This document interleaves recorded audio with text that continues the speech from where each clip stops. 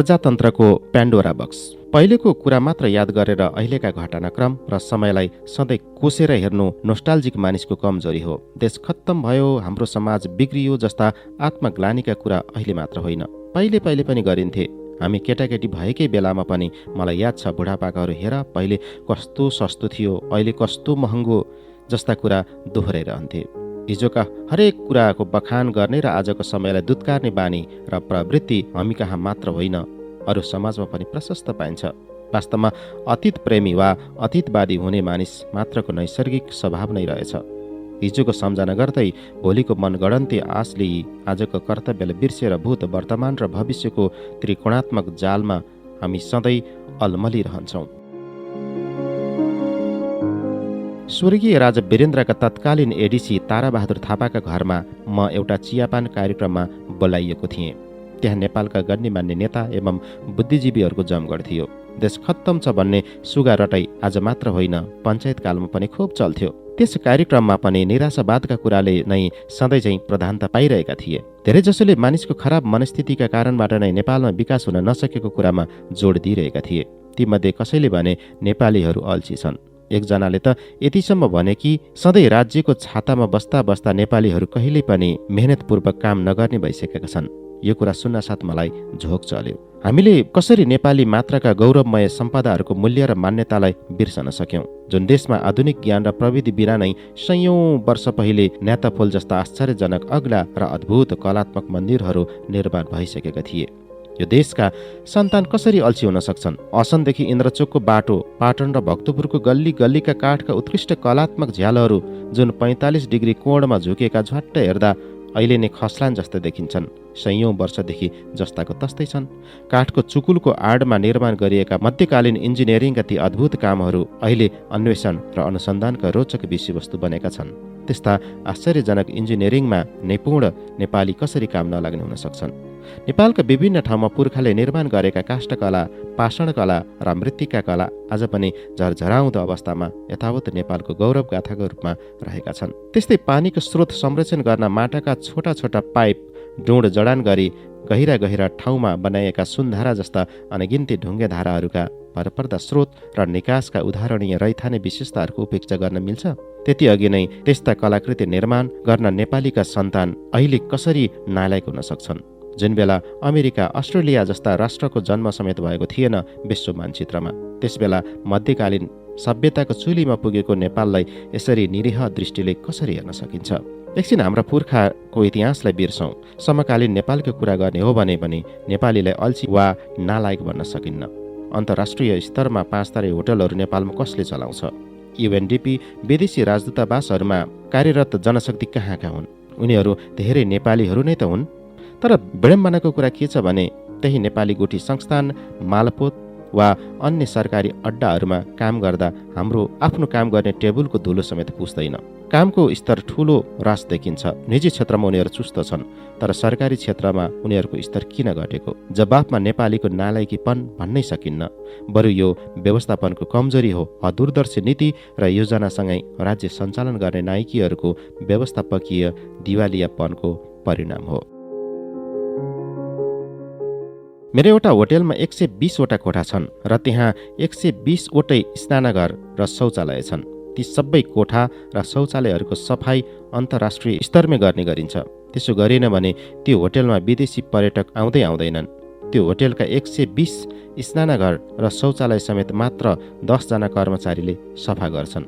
उता त्रिभुवन अन्तर्राष्ट्रिय विमानस्थलमा 15-20 वटा शौचालय होलान्, तर त्यहाँ 25-30 जना कुचिकार छन्। उनीहरूलाई सरकारले जति तलब र सुविधा दिएको हुन्छ सायद होटेलमा त्योभन्दा बढी हुँदैन। तथापि ती दुई ठाउँका शौचालयको सरसफाइको अवस्था हेर्ने हो भने आकाश र जमिनको फरक पाइन्छ।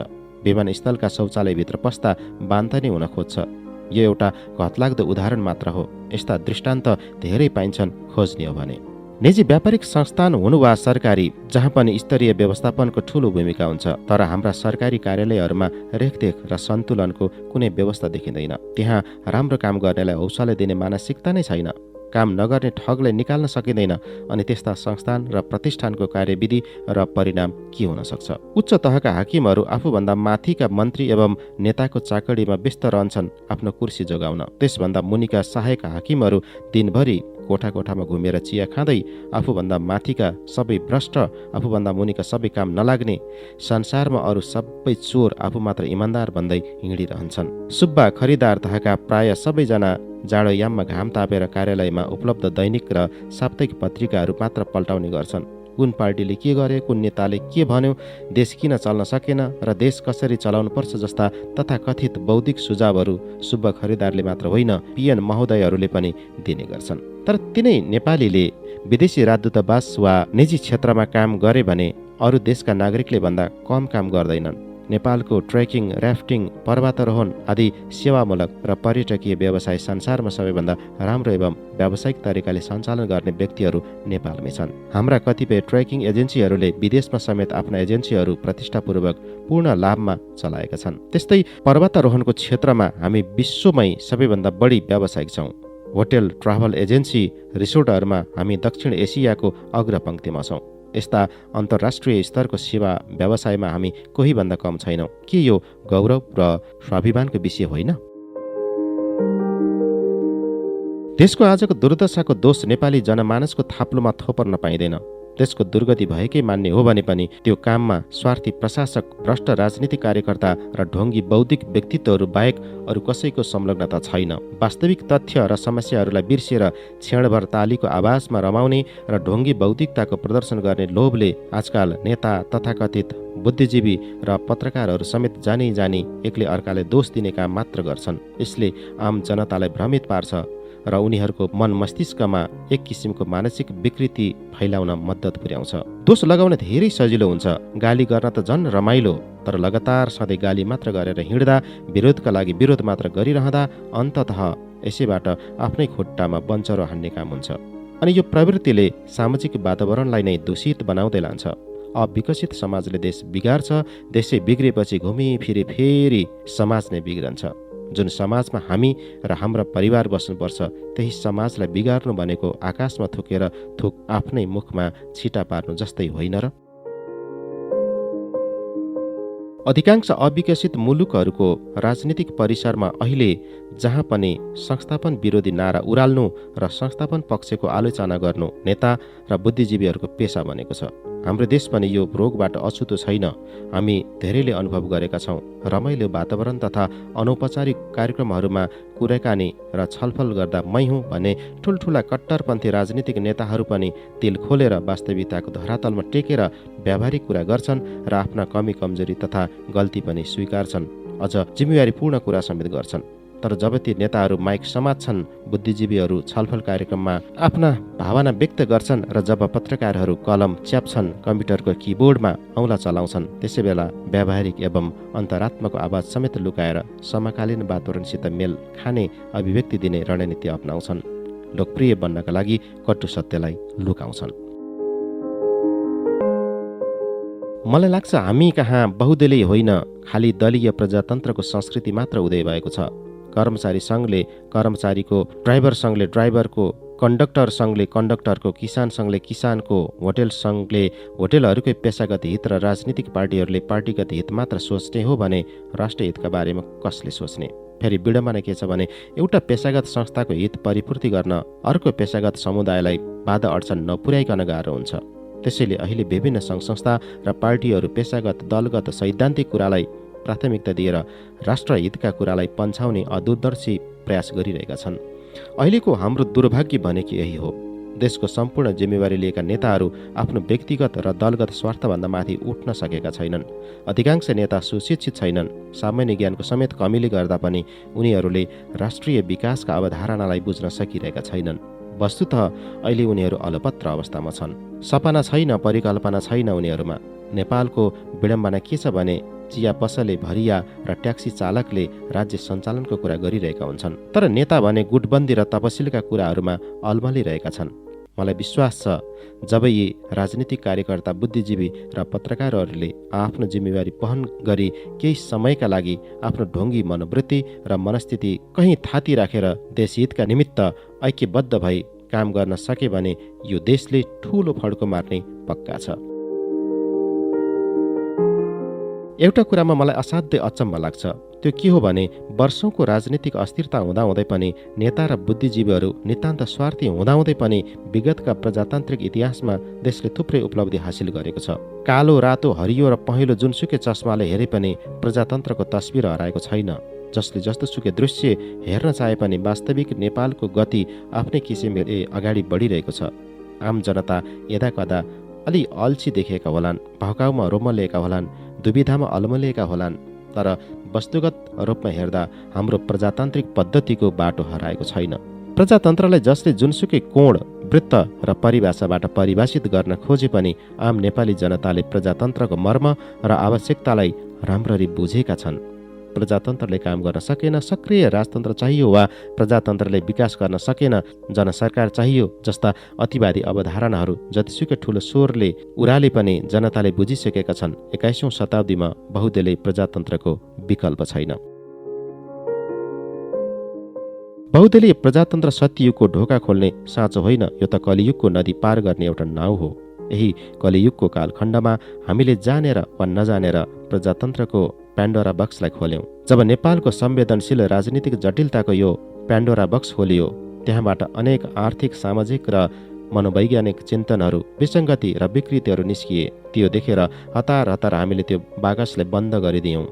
अहिले त्यस बन्द बाकसबाट आशारूपी सुन्दरीले मसिनो र झिनो आवाजमा बाकसको ढक्कनमा टकटक गरेर भन्दै छिन्, खोल्नुहोस् न, म आशा हुँ, मलाई पनि बाहिर आउन दिनुहोस् न। तर हामी सशङ्कित भएर त्यो पेटारो खोल्न हिचकिचाइरहेका छौँ। प्यान्डोरा बक्सबाट निस्केका राजनीतिक विकृतिहरू अब फेरि त्यही बाकसभित्र जानेवाला छैनन्। अब एउटै मात्र उपाय बाँकी छ। यद्यपि बाकसभित्रै थुनिएको आशालाई खोलिदिने अनि त्यही आशा र विश्वासका माध्यमबाट राजनीतिक विकृतिहरूलाई परिमार्जन गरी सही प्रजातान्त्रिक संस्कृतिमा रूपान्तरण गर्दै लैजाने। आजको आधुनिक मानिसले यो आधुनिक समाजमा आफ्ना अनेक आधुनिक समस्याहरूसित सिङ्गौरी खेल्दै बाँच्न जान्नुपर्छ। त्यो बाहेक अर्को उपाय छैन। प्रजातन्त्र प्रजाका लागि, प्रजाबाट प्रजाले नै शासन चलाउने प्रणाली हुँदा त्यहाँ कमी कमजोरीहरू हुनै सक्दैनन् भन्न सकिन्न। त्यसो त प्रजातन्त्र जादुको छडी होइन, यो एउटा निरन्तर प्रक्रिया हो। आजको भोलि नै यसले नतिजा ल्याउँदैन। समय सापेक्ष परिवर्तन हुँदै आउने व्यवस्था हो प्रजातन्त्र। प्रजातन्त्रको सबभन्दा ठूलो उपलब्धि नै चेतनाको जागरण हो। स्वभावतः चेतनाको पहिलो जागरण केही समयका लागि स्वार्थी मनोवृत्तिबाट नै सुरु हुन्छ। पछि गएर ती व्यक्तिगत स्वार्थ, सामाजिक र राष्ट्रिय स्वार्थमा रूपान्तरण हुँदै जान्छ। जब मानिस शिक्षित हुँदै जान्छ, उसमा चेतनाको जागरण हुन्छ अनि ऊ स्वतन्त्र भएर बाँच्न चाहन्छ। कसैको प्रजा भएर होइन, जनता भएर बाँच्न चाहन्छ। मलाई याद छ, जब 2046 सालको क्रान्ति पश्चात प्रजातन्त्रको उदय भयो, अकस्मात मेरो मन सिमलको भुवाभन्दा पनि हलुङ्गो भएको थियो। जब राजा वीरेन्द्रले मध्यरातमा जनताको हातमा सार्वभौम अधिकार दिने ढोका खोले, त्यस बेलामा कोठाबाट बुर्लुको उफ्रेर पूर्व दिशातर्फ हेर्दै घाँटी सुक्ने गरी प्रजातन्त्र जिन्दाबाद, प्रजातन्त्र जिन्दाबाद भन्दै एक्लै मध्यरातमा बोहुला जस्तै कराएँ। मेरा सारा परिवार उठेर आए, छिमेकीहरू पनि उठे र साराको मन प्रजातन्त्रको उन्मादले मस्त भयो।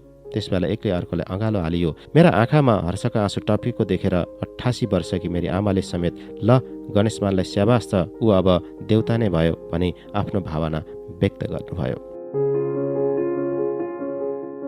कुनै पनि चिन्तनशील, विवेकशील र शिक्षित मानिस प्रजातन्त्र विरोधी हुनै सक्दैन। यदि आधुनिक मानिस शिक्षित भएर पनि प्रजातन्त्रको विरोध गर्छ भने त्यो मानिसको दिमागमा केही न केही विकृतिले छोपेको हुन सक्छ। 36 सालमा जब राजा वीरेन्द्रले बहुदलीय र सुधारसहितको निर्दलीय प्रजातन्त्र बीच कुन रोज्ने भन्ने प्रश्नमा जनमत संग्रह गराउने घोषणा गरे, त्यसबेला मैले ठिक दरबार पछाडि लाजिमपाट स्थित मेरो एउटा होटेलमा बहुदलीय प्रजातन्त्रका लागि विभिन्न राजनीतिक कार्यकर्ताहरूलाई बोलाएर विचार गोष्ठी आयोजना गरेको थिएँ। होटेलका म्यानेजर सागर तुलाधर समेतले भने, कर्ण सर, दरबारको पछाडि बसेर हामीले यस्ता राजनीतिक कार्यक्रम आयोजना गर्न उचित होला। तत्पश्चात पनि पद्मरत्न तुलाधर, कनकमान साक्य जस्ता बहुदलीय प्रजातन्त्रमा विश्वास राख्ने राजनीतिक कार्यकर्ताहरूलाई आफ्नै होटेलको प्राङ्गणमा निम्तो गरी होटेलका कर्मचारीहरू, ठमेल र लाजिमपाटमा बस्ने छिमेकीहरूलाई भेला गराई भाषण र चियापान गराएँ। त्यसबेला त मैले पद्मरत्न र कनकमान साक्यलाई राजनीतिक व्यक्तिका रूपमा चिनेको पनि थिएन। म एउटा उद्यमी हुँ। मेरा लागि जुनसुकै सरकार आए पनि त्यसलाई मैले स्वीकार्नुपर्छ। तर अलि पढे लेखेको शिक्षित नागरिकको हैसियतले प्रजातन्त्रप्रति आस्था हुनु स्वाभाविकै हो, किन्तु म कुनै राजनीतिक दलमा संलग्न व्यक्ति होइन र भविष्यमा पनि कुनै राजनीतिक पार्टीसित सम्बन्ध राख्ने मेरो मनसाय छैन। यद्यपि केही हदसम्म पहिले म संवैधानिक राजतन्त्रमा आस्था राख्ने गर्थेँ। राज संस्थालाई अनेकतामा एकताको प्रतिमूर्तिका रूपमा संरक्षण गर्नुपर्छ भन्ने सोचाइ राख्ने एउटा मोनार्किस्ट राजतन्त्रवादी थिएँ। शान्तिप्रेमी राजा वीरेन्द्र स्वर्गीय हुँदा सारा नेपाल रोए जस्तै म पनि विभोर भएको थिएँ। सारा युवाहरूले कपाल खौरेर आफ्नो वेदना पोखे जस्तै मैले पनि आफ्नो मर्म पोखेको थिएँ र माग्ने समेतले पैसा मागेर नारायण हिटीमा फूल चढाए जस्तै मैले पनि श्रद्धाको फूल चढाउन गएको थिएँ। साँच्चै भनौँ भने म त्यो सक्कली राजतन्त्रलाई चोखो र अचल हिमाल जस्तै सम्पदाका रूपमा संरक्षण गर्नुपर्छ भन्ने विचार बोकेको एउटा मोनार्किस्ट थिएँ। तर जिन्दगीमा म कहिले सङ्कीर्ण राजावादी बनिन। त्यसबेला नेपालमा त्यस्ता पनि राजावादी थिए जो राजपरिवारसित घनिष्ठ सम्बन्ध छ भनी जनमानसमा ध्वास देखाउन हरेक बिहान मर्निङ वाक जाँदा राजपरिवारका सदस्यको ढोका बाहिर गाडी पार्किङ गरेर जाने अनि आफू राजावादी भएको ढोल पिट्दै त्यसबाट नाजायज फाइदा लिन खोज्थे। तत्कालीन महेन्द्र प्रकृति संरक्षण कोषको अध्यक्ष ज्ञानेन्द्र हुँदा 5 वर्षसम्म एउटा संरक्षणविदको हैसियतले उहाँसित काम गरेको थिएँ। तर जब ज्ञानेन्द्र राजा हुनुभयो मैले कहिल्यै पनि उहाँलाई भेट्न गइन र कहिल्यै कोसिस पनि गरिन। तत्कालीन महेन्द्र प्रकृति संरक्षण कोषका अध्यक्ष ज्ञानेन्द्रसित मेरो सम्बन्ध संरक्षणको पेशागत आधारमा मात्र सीमित थियो। 6 वर्षको लामो कार्यकालमा अध्यक्ष ज्ञानेन्द्र र म बीच राजनीतिको र पनि उच्चारण भएन। हुन त एउटा संरक्षणविद र पर्यटनविदका हैसियतले राजा ज्ञानेन्द्रसँग मात्र होइन, स्वर्गीय राजा वीरेन्द्रसित पनि समय समयमा साक्षात्कारहरू भएका थिए। 12 वर्ष पहिले नेपाल सम्पदा सङ्घको आयोजनामा 100 वर्ष अघिका र अहिलेका काठमाडौँ सहरका फोटोहरू नक्साल बाल मन्दिर स्थित नाफा हलमा प्रदर्शन गरेका थियौँ। त्यो प्रदर्शनीले नेपाली जनमानसमा परम्परागत नेपाली एवं राणाकालीन वास्तुकलाबारे एउटा चिन्तनको लहर नै ल्याएको थियो। बडो सफल भएको थियो त्यो प्रदर्शनी चलिरहेकै बेला एक दिन अप्रत्याशित रूपमा राजा वीरेन्द्र सामान्य नागरिक सरह आफै मोटर चलाएर आए। बिना कुनै औपचारिक झैझमेला, न कुनै सेक्युरिटी गार्ड आए, न कुकुरलाई नै प्रदर्शनी स्थल सुग्न पठाइयो। 3 दिन अगाडि तत्कालीन प्रधानमन्त्री आएका बेला सुरक्षाकर्मीहरूको लावा लस्करका साथ प्रदर्शनी हेर्न आएको थियो। मलाई लाग्यो जनता त अब राजा भएछन्। राजा वीरेन्द्रका साथ श्रुति र निराजन पनि आएका थिए। 100 वर्ष पहिले काठमाडौँ यस्तो थियो हेर भन्दै राजाले आफ्ना ससाना छोराछोरीलाई सम्झाइरहेको दृश्य अहिलेसम्म मलाई याद छ। साधारण जनता भई राजा पनि आफ्ना सन्तति योग्य भएको हेर्न चाहँदा रहेछन् भन्ने मलाई अनुभव भयो। फोटो प्रदर्शनी नजर गर्ने क्रममा राजाले मलाई सोधे, पहिले काठमाडौँमा 2वटा धरहरा थिए होइन र? राजाको प्रश्नले म अनुत्तरित भएँ। मलाई त काठमाडौँमा 2वटा धरहरा थिए भन्ने कुराको ज्ञान थिएन। सुन्दारा छेउमा अहिले देखिने धरहराका बारेमा मात्रै मलाई थाहा थियो। पछि पुरातत्वविद पूर्ण हर्ष बज्राचार्यलाई सोद्धा मात्र थाहा पाएँ पहिले 2वटा धरहरा रहेछन्। एउटा ढलेर धराशायी भयो, अर्को छँदैछ।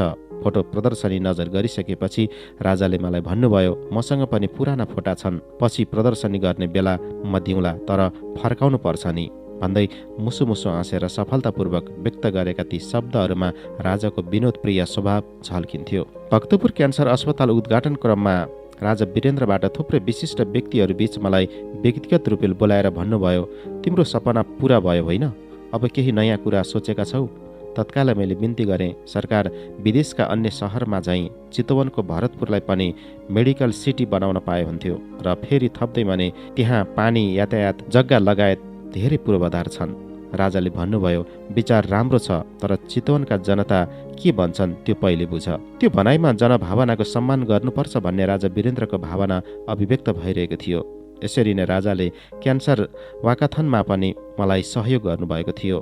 राजा रानीबाट व्यक्तिगत तवरमा कसैले चन्दा नदिने परम्परा भए पनि मलाई प्रोत्साहित गरेको घटना म बिर्सन सक्दिनँ। तत्कालीन महेन्द्र प्रकृति संरक्षण कोषको सदस्यका हैसियतले एकपल्ट महाराजगञ्ज स्थित निर्मल निवासमा आयोजित रात्रिभोजमा म पनि सहभागी थिएँ।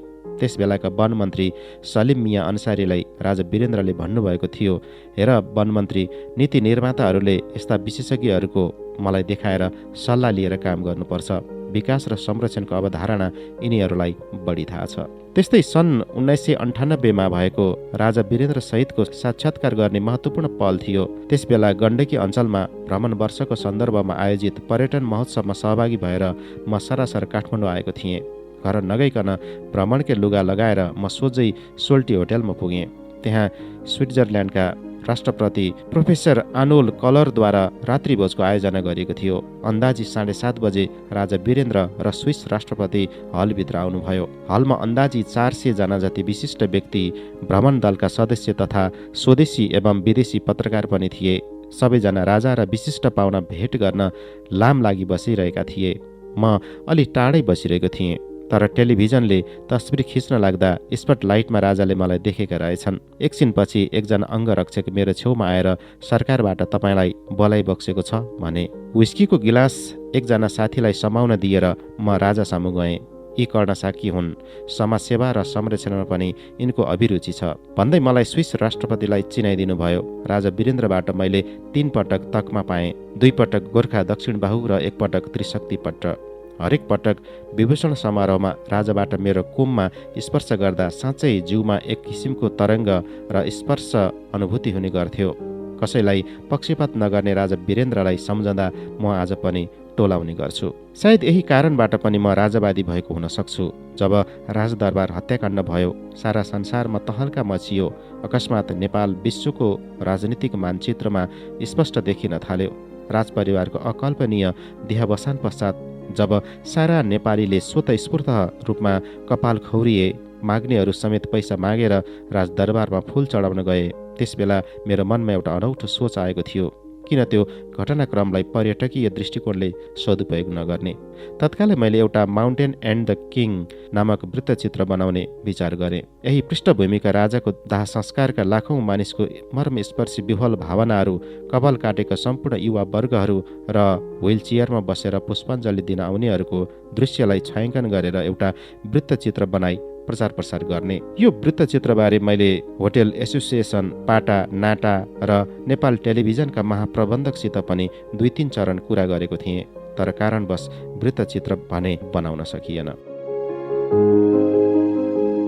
कतिपय देशमा धर्म र जातीय भेदभावका कारणले समाज क्षत विक्षत भएको छ, तर नेपालको इतिहासमा अहिलेसम्म धर्म र जातको नाउँबाट एक थोपा रगत बगेको छैन। हाम्रो राष्ट्रिय सहिष्णुता जीवन्त हुनुमा राज संस्थाको ठूलो भूमिका थियो जस्तो मलाई लाग्छ।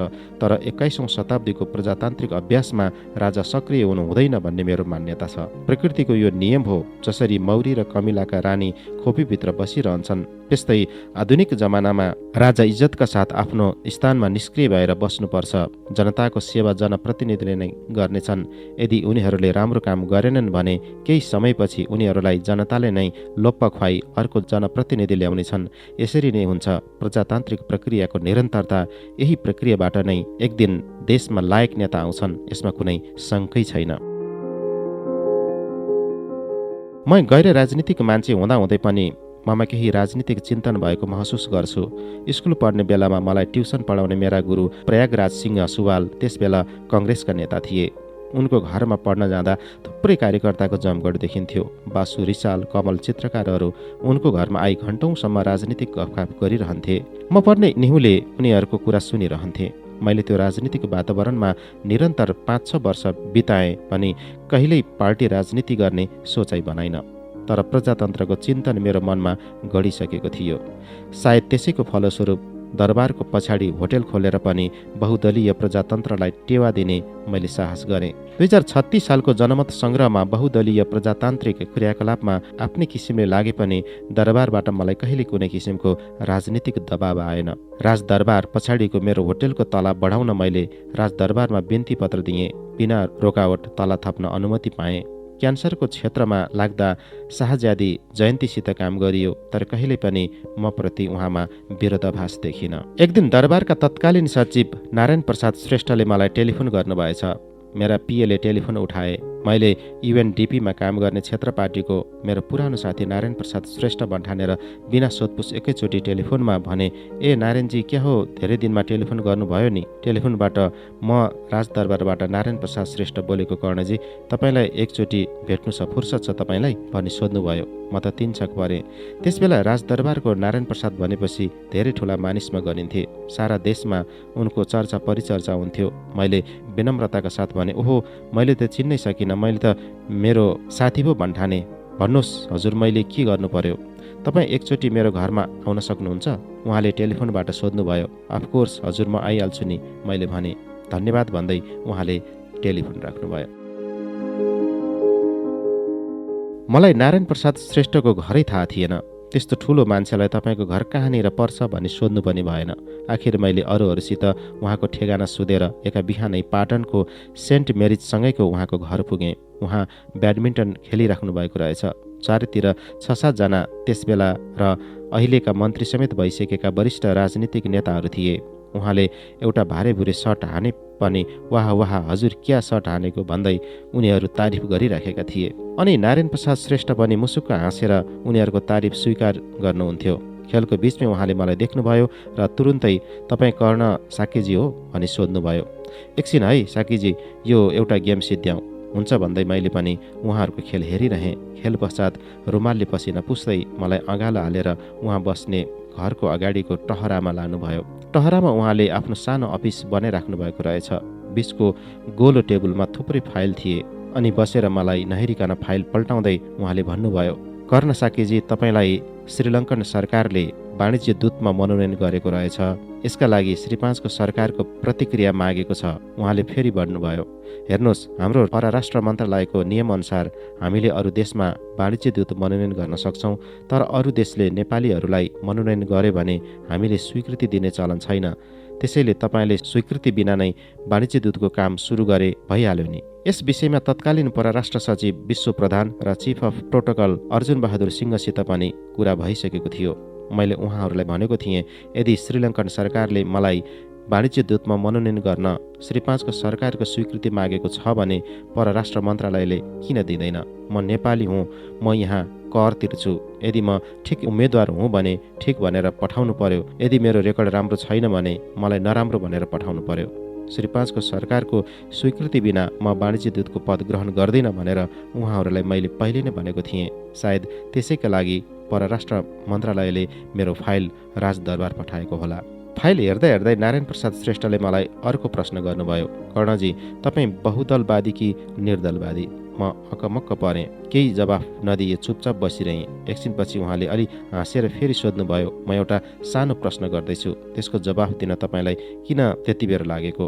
मैले के जवाफ दिने विचारै गर्न सकिनँ। आखिरमा मैले उहाँलाई भने, हजुरले त्यतिका ठुल्ठुला मान्छेहरूलाई बाहिर राखेर मलाई अँगालो हाली भित्रसम्म ल्याउनु भयो र यति ठुलो इज्जत दिनुभयो। त्यसैले हजुरलाई मैले जिब्रोबाट जवाफ दिउँ कि अन्तरात्माबाट? मेरो मुखै नहेरी मुसुक्क हाँसेर जुनसुकै भाषाबाट जवाफ दिए पनि हुन्छ उहाँले भन्नुभयो। मैले बुझिहालेँ यहाँ मैले झुटो बोले पनि हुने रहेछ, तर मैले त्यहाँ झुटो बोल्ने प्रयास गरिनँ। मैले सिधै भने, राजाबाट आम नेपाली जनतालाई तिमीहरूलाई चिया मनपर्छ कि कफी मनपर्छ भनी सोधी बक्सियो। हुन त मलाई चिया पनि चल्छ, कफी पनि चल्छ, तर तिमीलाई के मनपर्छ भनेर सोधेपछि मैले कफी मनपर्छ भनिदिएको हुँ, अन्यथा मेरो कुनै च्वाइस छैन। मेरो कुरा सुन्नसाथ नारायण प्रसादजीले लेखिराखेको कलम टेबलमा राखी, भेरी गुड स्मार्ट एन्सर। ल श्रीलङ्कन सरकारले एउटा लायक मानिसलाई नै वाणिज्य दूतमा मनोनयन गरेको रहेछ, धन्यवाद। ल अब जानुहोस्, तपाईँसित भेटेर खुसी लाग्यो भन्नुभयो। 7 दिनपछि श्रीलङ्काको वाणिज्य दूतका लागि मेरो नाम स्वीकृति पत्र आइपुग्यो। मैले बुझेअनुसार नेपालमा विदेशी सरकारले मनोनयन गर्ने वाणिज्य दूत पदका लागि श्री 5को सरकारको स्वीकृति पत्र पाउने म पहिलो वाणिज्य दूत थिएँ। त्यसबेला वीरेन्द्रप्रति मेरो श्रद्धा धेरै बढ्यो, किनकि बहुदलीय प्रजातन्त्रमा आस्था भएको थाहा पाउँदा पाउँदै पनि मलाई सरकारबाट नै वाणिज्य दूतका लागि स्वीकृति प्रदान गरियो। पदका लागि संकीर्ण विचारधाराका तर महत्वाकांक्षी नेताहरूमा के यो सम्भव होला? ठुला पार्टीका नेताका बारेमा त के कुरा, कुनै पार्टीसित आबद्ध नै नभएका एकजना मेरो स्कुलका समकक्षी जो एकताका मन्त्री बन्न पुगे। उनले 10 लाख पर्यटक नेपालमा भित्राउने मन्तव्य प्रकट गरेका थिए आजभन्दा 24 वर्ष पहिले। नेपालमा त्यसबेला 2वटा मात्र 5 तारे होटल थिए। साप्ताहिक विमर्शका सम्पादक हरिहर बिरहले मेरो प्रतिक्रिया टेलिफोन मार्फत जान्न खोज्दा यो सम्भव छैन, यो त अहिलेको परिवेशमा आकाशमा महल बनाउने कुरा जस्तो हो भन्ने मैले टिप्पणी गरेँ। मेरो टिप्पणीलाई हरिहर बिरहले ठुल्ठुलो अक्षरमा शीर्षक राखी आकाशमा महल भनेर छापेपछि मेरा साथी त आगो भएछन्। झन्डै 20-25 वर्ष भइसकेको छ मसित नबोलेको। मिटिङ वा पार्टीहरूमा भेट भयो भने पनि उनी ऊँटले जस्तै टाउको फर्काएर मतिर हेर्न चाहँदैनन्। प्रजातन्त्र फस्टाउन नसकेको सायद यस्तै अदूरदर्शी राजनीतिक मनोवृत्तिका कारणले पनि हो कि